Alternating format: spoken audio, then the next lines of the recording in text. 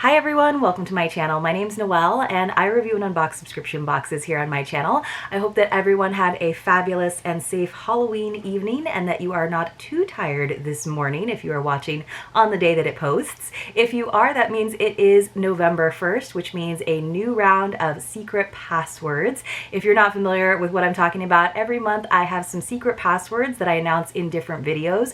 When you come across one of those secret passwords, you want to enter it along with your contact information in the Google form linked for you in the description box below. So it is a new form each month. And then at the end of the month, I go through and I use a random number picker to select a few winners to receive a mystery box as a way of saying thank you for watching my videos. It is in no way affiliated with YouTube or any of the boxes that I open here on the channel, just my way of, again, showing you my appreciation. You have to be 18 years or older and you do have to have a US or Canadian mailing address, and you do have to be subscribed to my channel, which I confirm with you via email, which is why I need that contact information.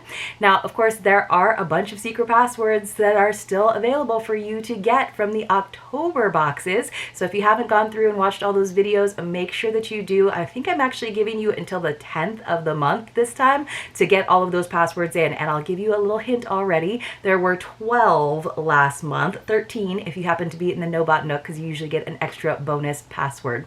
All right, you guys, let's talk about the book box that I have to share with you today. Now, it is kind of timely. So this is the October 2021 Down the Rabbit Hole book box. So some of you guys know I'm doing a lot of book boxes. I'm trying to put a lot of the Down the Rabbit Hole darker reads in spooky season. I know that it is officially not spooky season anymore, but it's kind of those fall, winter months where I feel like we enjoy a good thriller. We enjoy that kind of a scary read, and that is exactly what they deliver from month to month. So this is what the gorgeous box looks like. I love the juxtaposition of the dark blue with, of course, the florals and the books. So it's kind of got that enticing, in a sneaky way vibe, even in the box design. The box is $49.99 per month. That does include the shipping, and of course I've got a code for you. It is Noelle15. That will save you 15%, and this box was sent to me for review a long time ago, and I am finally getting around to it. So as with many book boxes, what they do is as you read along, you will come to a page that has a sticky note, and then you will go ahead and open the corresponding gift. And I always think it's really fun to see how they interpret those gifts, and I always, of course, really appreciate when it is a gift that I can definitely use. Sometimes it's a little bit more whimsical. It's just really to bring the story to life, and I like a little bit of that as well, but I do like a little bit more of the practical side for sure. So let's talk about what book we had. This was a very visceral book for sure. It was actually kind of a collection of short stories with a framing narrative. It is, of course, Haunted by Chuck Palahniuk, and you guys, scary cover, right? So I've been kind of putting this one off for a long time because I knew how visceral this particular one was, and it did not disappoint in that way, but there were moments where it was a little tough. So this is what the brochure looks like every month, so you can see they kind of have a hint. Now, if you really want to know and you haven't been able to figure out what the book is from their social media hints, you can always email them and ask, just to make sure that it's not a book that you already have or that you don't necessarily want the box for. So, Imperfect Strangers, and it does say, warning, make sure to turn your book over before bed, because again, this creepy face, you guys, glows in the dark. And the whole time I was like reading it and wondering which story that was from. You find yourself doing that a lot with this book. And I finally think it was like the, I'm pretty sure it was the penultimate one, which is, I mean, there are definitely some images from this book that will never leave me. And I don't know how I feel about that.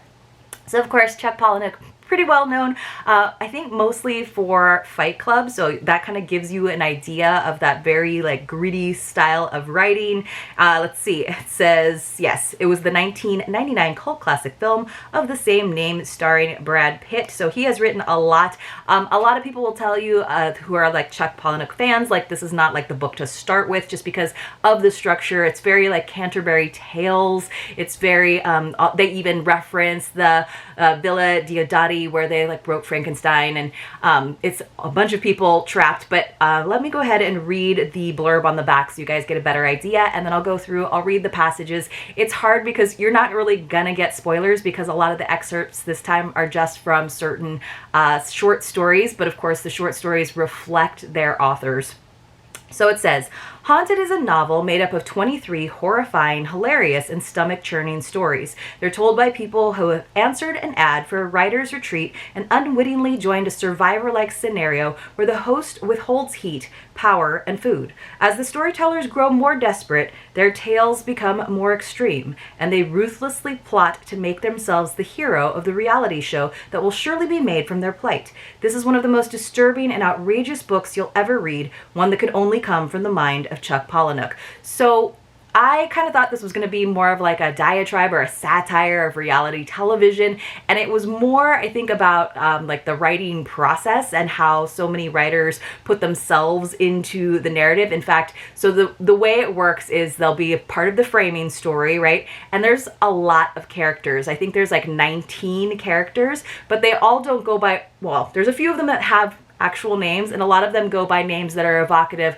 of their story that they tell, as well as their personal story. And so in the beginning, it's just 19 like nicknames, and because you haven't read their story, it's very hard to keep track of who is who. And it's like only like once I got through maybe 2/3 of it where it's like, okay, I know who that is because I read their story. So it's very interesting. So each section starts with a little bit of narrative of the story of them all in this house where they resort to crazy things because they want to create the villain and make themselves the victim.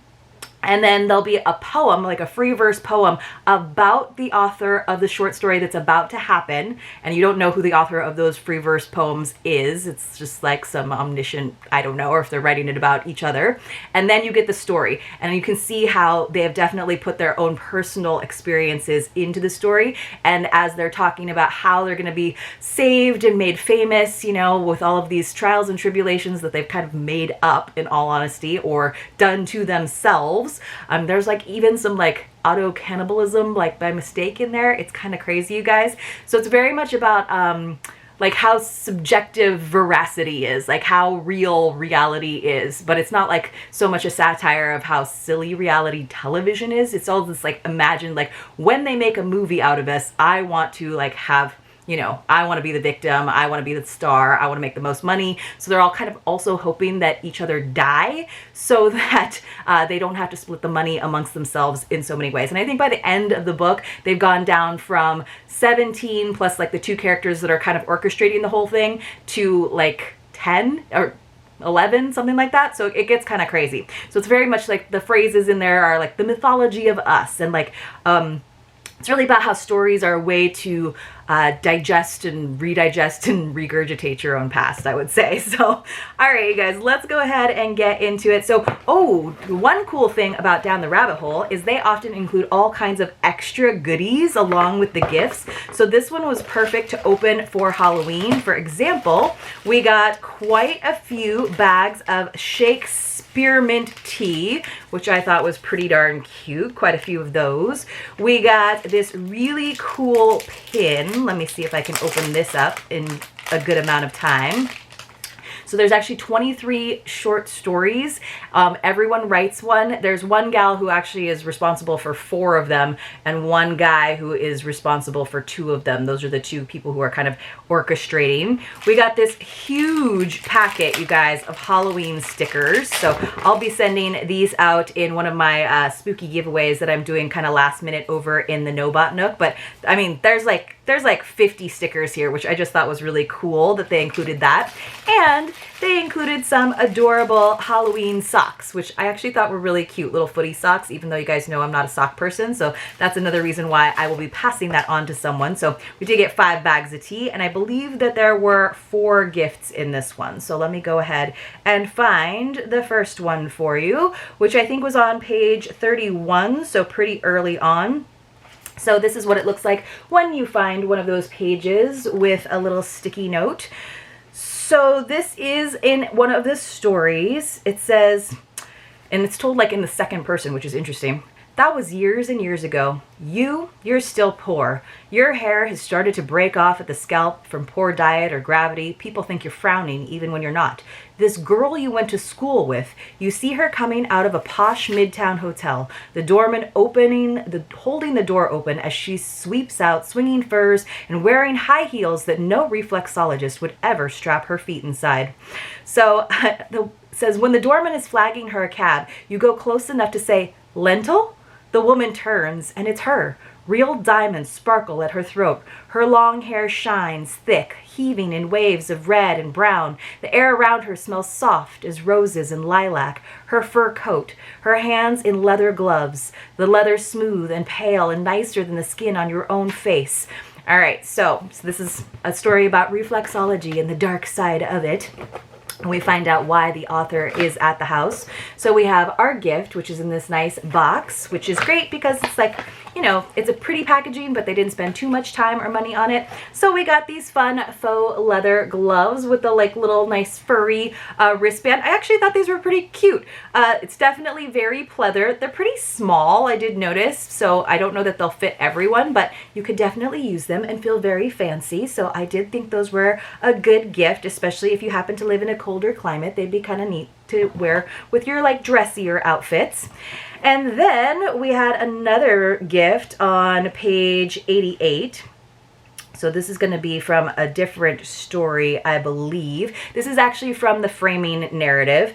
So, but again, it's kind of, we've already gotten the story about this person. So, under the sculpted hair on that side of her face, her ear is gone. Sprawled there, she holds out one hand filled with red and pink, a shining pearl earring in the center of the oyster mess, catching the fake firelight. In her palm, cupped next to the pink ear, the diamond of her dead husband. So we already heard the story, so this image actually harkens back to an image in the story she saw, where she saw this happen to someone else. And this is one of the writers at this retreat who's actually basically committing suicide by cutting off her ear and bleeding out, as far as I could tell.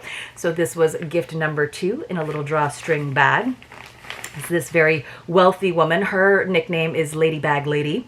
We got a little ring box, and inside, indeed, we did get a little faux diamond ring, which I actually thought was a pretty good one because it's not like super duper ridiculously big. So definitely something fun to enjoy for whenever, just in daily life. So let me see if I can get it on. I'm a little bit swollen right now, but we got this fun, pretty sparkly ring. So I always think it's fun to get fun fashion jewelry. I mean, I would love a book box that gave us like a little bit nicer jewelry, but you know, and you don't know if it's going to work for everyone anyway, but I thought that was a cool one.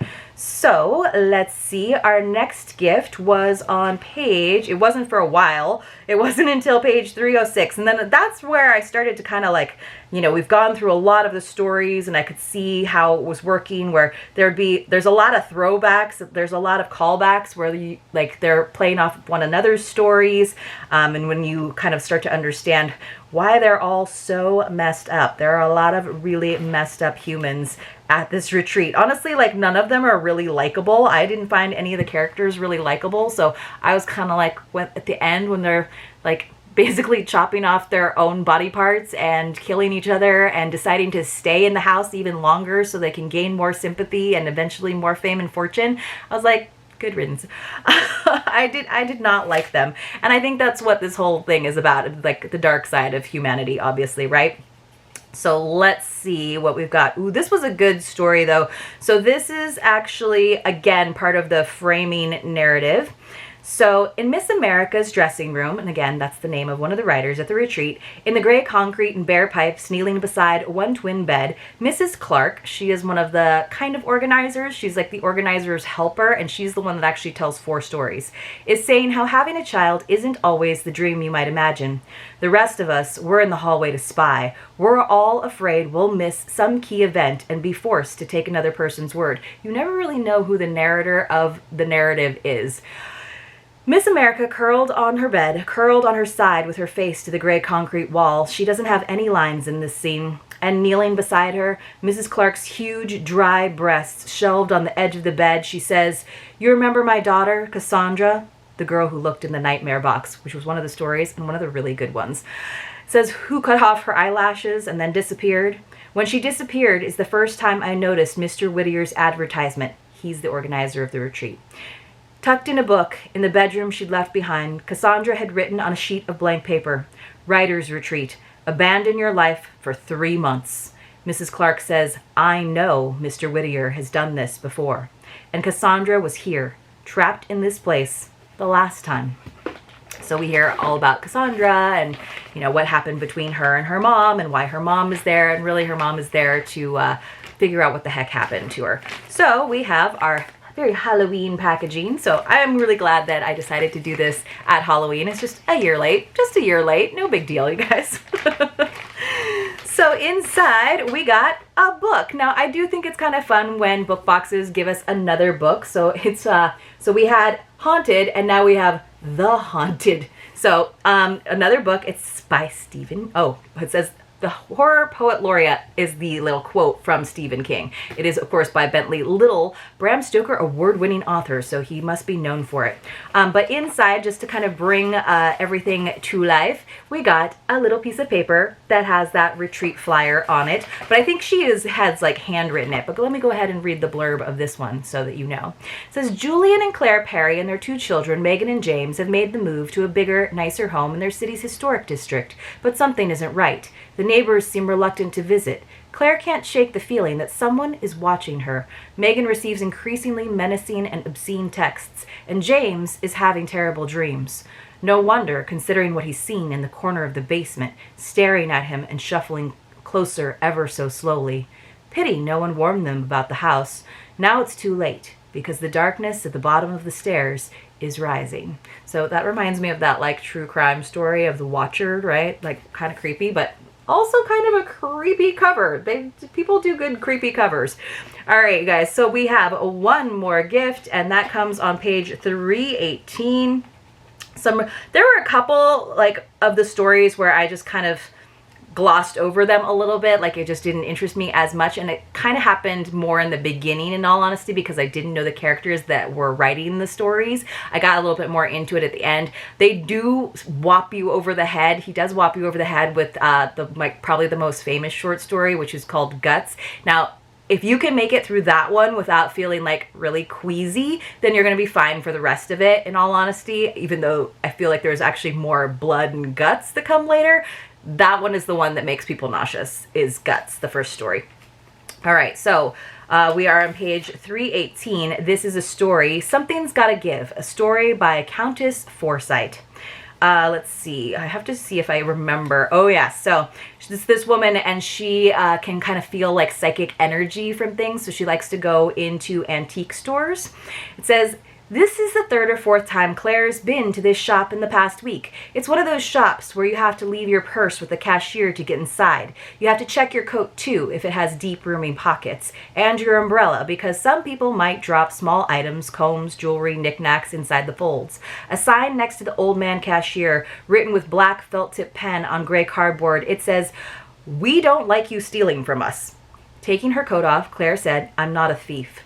The old man cashier looked her up and down. He clicked his tongue and says, "What makes you the exception?" He gave Claire half a playing card for each item she left behind. For her purse, the ace of hearts. For her coat, the 9 of clubs. Her umbrella, the 3 of spades. So, our final gift, you guys, and I thought this was a pretty cool one, came in this pretty green box, and it was, in fact, a deck of cards. But you can kind of see it's like almost like a holographic cover box, and then it's a really cool deck of cards. These are not kinds of cards that you would want to tear in half. They're like all black. Isn't that neat, you guys? So this is what the back of them looks like. It's very shiny. They're very like waterproof. Oh, I was gonna they're all aces, but you can kind of see. Isn't that neat? So they're like kind of textured, and then the actual suits, the actual numbers are in like gloss. So I thought that was a really cool card deck. We get a lot of card decks in boxes, but it was an interesting moment to highlight, I thought.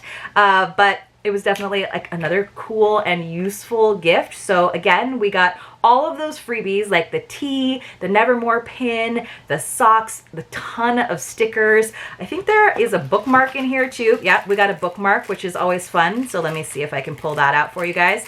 And then our gifts that went along with a couple of the stories. We got the fur like lined gloves, fur looking gloves, which are actually very pretty. The leather doesn't look like that real, but the fur kind of does. I thought that was cute. We got our fun diamond ring, which I am still wearing. We got another fun, scary, spooky story to continue spooky season. And finally, a really cool deck of playing cards. So I thought this was a really good book. book box. Let's say that. I don't know that I would read this kind of book normally, but of course I love getting book boxes because they push me to read things that I wouldn't pick up for myself. But I think, again, a different Czech Palahniuk book to start with might be a better idea, but I like the idea of having a collection of short stories framed with another story. So, but it was dark. There were some creepy stories, a lot of stories about just sort of like the uselessness of the life. It was a little bleak at times, but I did enjoy it. I hope you enjoyed this video, and if you did, please help me out by giving a thumbs up, and I will see you all very, very soon in my next unboxing.